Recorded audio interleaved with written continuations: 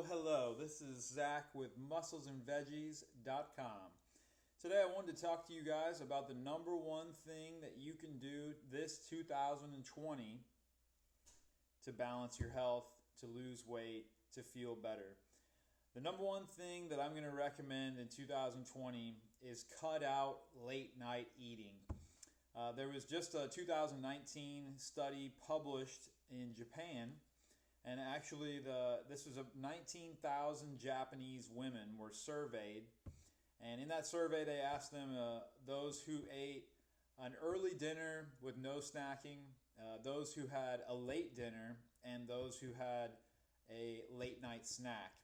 And what they found was that the women who had a late night snack, these Japanese women, and that also had a late night dinner there was a way higher prevalency of overweight and obesity trending amongst these women. But why does this make sense? Well, if you think about it in the context of blood sugar, if our blood sugar is still elevated before we go to sleep, we don't get into this great fasting, fat-burning capability that we normally do in a fasted state while we sleep. You see, while we sleep is the perfect time to run off fats because our body is not doing anything strenuous, and fat is the best fuel that burns slowly.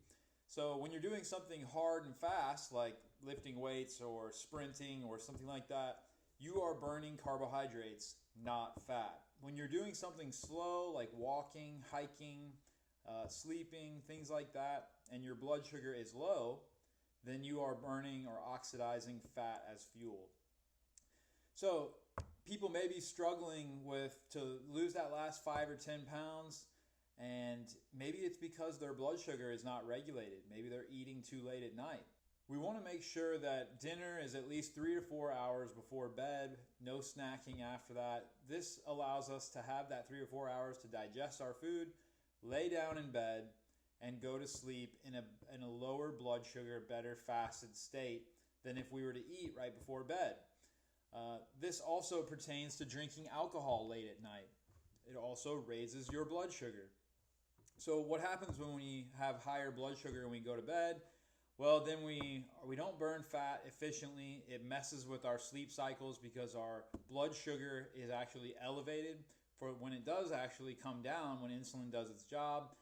Then we have cortisol spikes, and this is causing us light sleep. So anybody who's struggling with sleep and waking up frequently through the night, one of the best things you can do is give yourself some time to digest your food before you lay down. Make sure your blood sugar has come down before you lay down in bed. So this leads to better sleep. It leads to less inflammation. It leads to less digestive problems. It's just a no-brainer that we don't want to lay down with a bunch of food in our belly to have to digest all night long when energy is trying to recover and regenerate the body during our sleep. This makes food sit and putrefy and sit in the small intestines. This can cause small intestinal bacterial overgrowth, candida overgrowth. This can cause irritable bowel syndrome in the form of leaky gut. So we have less inflammation, we have better blood sugar, we burn fat better. You wake up feeling more refreshed because your sleep is better. That in turn allows you to make better decisions through the day because you're more refreshed. Your brain is working better than it normally does on a bad night of sleep. And lo and behold, you have made better choices through the day, which also contributes to less stress, better fat burning. So that's my tip for 2020.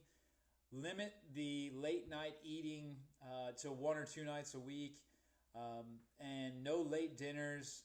Really try to give yourself time to digest your food before you lay down and go to bed. And if you think I'm crazy, just try it for a few days and then comment below or tell me through an email how you found or what the experience that you found. I have not seen a client of mine yet that didn't try this and experience some benefit, whether it was better sleep or they wake up feeling more refreshed or they don't wake up and feel like they have food sitting in their stomach.